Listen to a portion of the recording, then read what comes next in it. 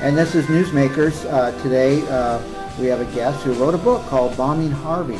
And next Friday we will have Amber Frey.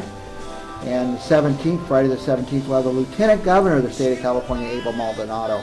For today, I just finished reading this book like an hour before the show, and the author is on, John Burgess Jr. It says John Burgess Jr. right on the book there. And we're all from Clovis. We all went to Clovis High. Did you take the bomb-making class they had there? No, actually, biology was probably my best subject. Well, it almost reading this book, you almost sound like you were an engineer, that you were really able to think through some things, and with your dad, the two of you really designed the bomb. Yeah. Well, I was pretty mechanically, still am inclined. So. But the bomb wasn't just your average bomb. In fact, they say to this day, it's one of the most sophisticated bombs the FBI has ever faced. Yeah, that's true. And they still study the bomb. They do. They've got a working model that they use to train recruits, yeah. And where did they get that? Did you work with them, or your dad, or somebody must have kind of disclosed the... Yeah, we did. I'm not sure how much information my dad gave him after he was convicted or during the trial, and I know that he took a lot of pride in it. Mm-hmm. Yeah, it was pretty crazy. Amongst the, I guess you built it in two pieces. Right, two separate boxes. Right. And was it the upper box had a float in it, like a toilet float? Yeah, it had several different things. So if they had tried to flood it, it would have floated and set off the bomb? Right. And then there were screws that were the countersunk screws that had little spring switches on them that would, if they tried to unscrew it to take it apart, it would go off. And had a plastic liner that if you tried to drill through it or use a cutting torch or something, it would make a contact with that. And there was an altimeter? There was an altimeter, and that was if they were going to move it to a different altitude. Or if they would try to flood it with some type of gas or foam or something. And where did he get the altimeter? I was reading the book so fast. Did he take it off his own plane? No, he stole them either from somewhere in the Tahoe Airport or Fresno Airport. Yeah, well, he had his own plane. He had a Beechcraft A36 that he used to fly back and forth to Tahoe, along with his landscape business. And then you guys, or he stole the, what do you call the strobe lights. Strobe lights out of Tahoe. Yeah. So, okay, now, going through the building of the bomb, you're sitting at home, your dad and you hadn't spoke for years, is that right? Right. You don't get together for Christmas or for a birthday or kind of a... No, there was no Christmas. There was nothing. There was no Thanksgiving. He was not a believer. No, at all. He was not. In fact, he was an atheist. He was an atheist. Yes. Now, so you're sitting at home one day, and your brother, who you also were kind of estranged from, didn't really talk to, calls you up or knocked on your door? He knocked on the door. He showed up one morning, and me and my girlfriend were having breakfast, and he came in and told me this crazy story that my dad was going to blow up Harvey's, and I'm just, well, why does he want to do that? I didn't realize he had lost everything. I think a year and a half earlier, the Villa Basque mysteriously burned down. He collected a good chunk of insurance money and then sold the property. And I think right now Standard Brands is there. I see. Right. Yeah, but he ran through all of his money. Wound up selling the last 2 acres that he had to his girlfriend for a fraction of what the place was worth.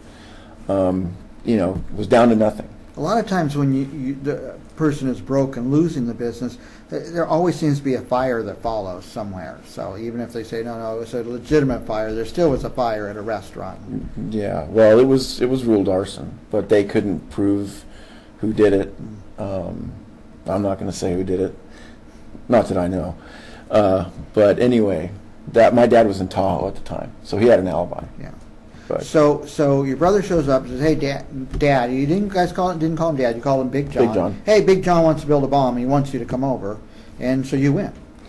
Yeah, I called him first and talked to him about it, and he kind of gave me a little sob story about how, since my mom's suicide, everything has fallen apart, and he got addicted to gambling, and he started, losing everything.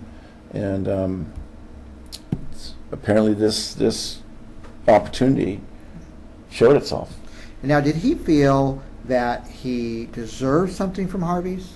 Did he feel like, well, that's my money and I'm just getting it back, or was there any kind of justification? I would think so. I mean, you know, he lost millions of dollars. Nobody really knows how much. I think they've had like 750,000 worth of markers that they could prove.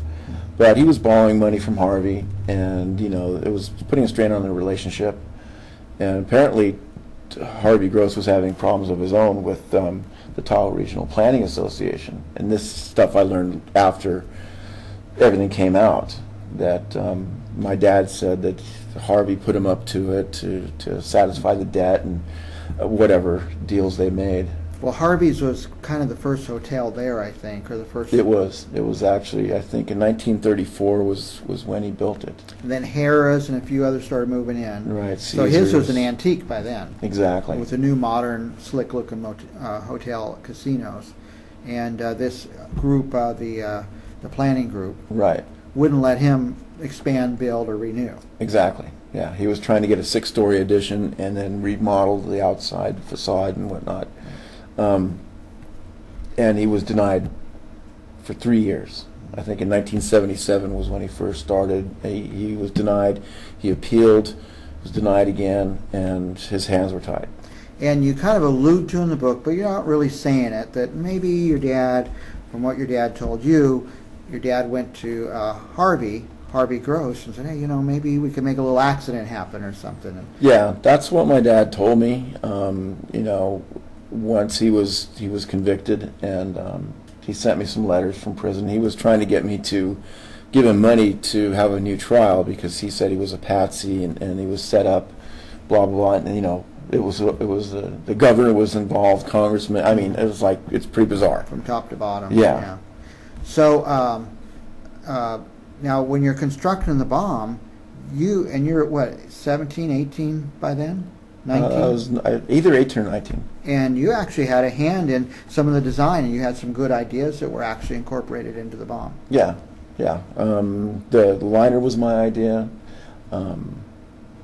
The motion detector was my idea. And I just kind of got that off of, back in 1980, the automotive alarms were really simple. They were just a device that if you shook the car, it would go off. And so we kind of made a homemade version of that. It wasn't too sensitive, but I mean, if the thing was knocked off the little blocks it was on, or there was an earthquake, it would have detonated it. Right. Now, your poor little brother, Jim, he is, you know, at 16 or 17 at the time. Yeah. And your dad's out stealing parts off his car. Yeah. Like he needed a switch or something. Yeah, it was a little door switch, you know, that turns your dome light on, and that was one of the parts that they actually recovered from Ground Zero. Wow. And he didn't ask Jim, he just kind of went and got it. Yeah. And so you guys got this built, and I guess as you proceeded, tensions got higher, doubts got higher. I mean, at times you didn't even believe this would ever happen. Well, I never believed it was going to happen. I mean, it was like I was just going along with my dad just because, you know, the guy was desperate. You know, he didn't know where to turn, and this brought him some kind of happiness, you know. And so I didn't want to really shatter his dreams. So, you know, as the thing progressively was built and I was getting closer and closer, then I kind of was getting cold feet, and I was really realizing that he was serious, you know. Well, at some point he called you up and said, hey, let's go up to the Helms hydroelectric project and pick up some dynamite. Yeah, that was actually the first thing we did. Before he even started designing or building the bomb, we went up to the Helms project and broke into a powder shack. And now, did you have a sense that he had experience with dynamite, or had you, or? No, I knew he had experience because of the landscape business. He would have to blow up hardpan. And I guess back in the 60s, it wasn't hard to get dynamite. I mean, you didn't have to, I don't know what you have to go through these days, but back then I think you could probably buy it at a hardware store. I don't know. But yeah, he definitely had experience with explosives. Now, what was the rumor we used to hear when we were kids, that the explosion out at the dikes was like a trial run by you guys? That was, my aunt and uncle had a turkey farm out there. Out by the dikes? Yeah, out by Shepherd. Behind the dike. I mean, you had to go over the dike. I don't know if it's still there or not. It's off Shepherd, it's yeah. There. Yeah. But my son Cameron, who you met, seems to know where it is pretty well. So it used to be like a little party spot, you know. It was really private. I would not know about that. No, not me neither. So anyway, no, but my dad, to get some little spare money, wound up building this pig pen. This was after the whole bomb and everything.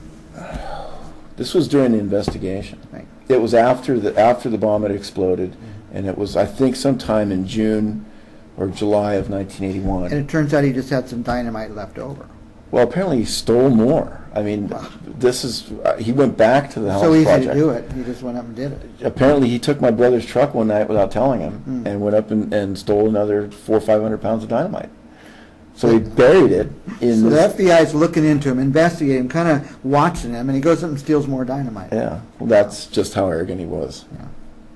But anyway, so he buries this dynamite in the creek bed that's on the other side of the dike, and the bridge is really the only paved road to the turkey ranch. To get in. To get in. So my dad built this pig pen for my uncle, and apparently the door didn't open the right way, so they wouldn't pay him. So he thought, okay, I'll show you.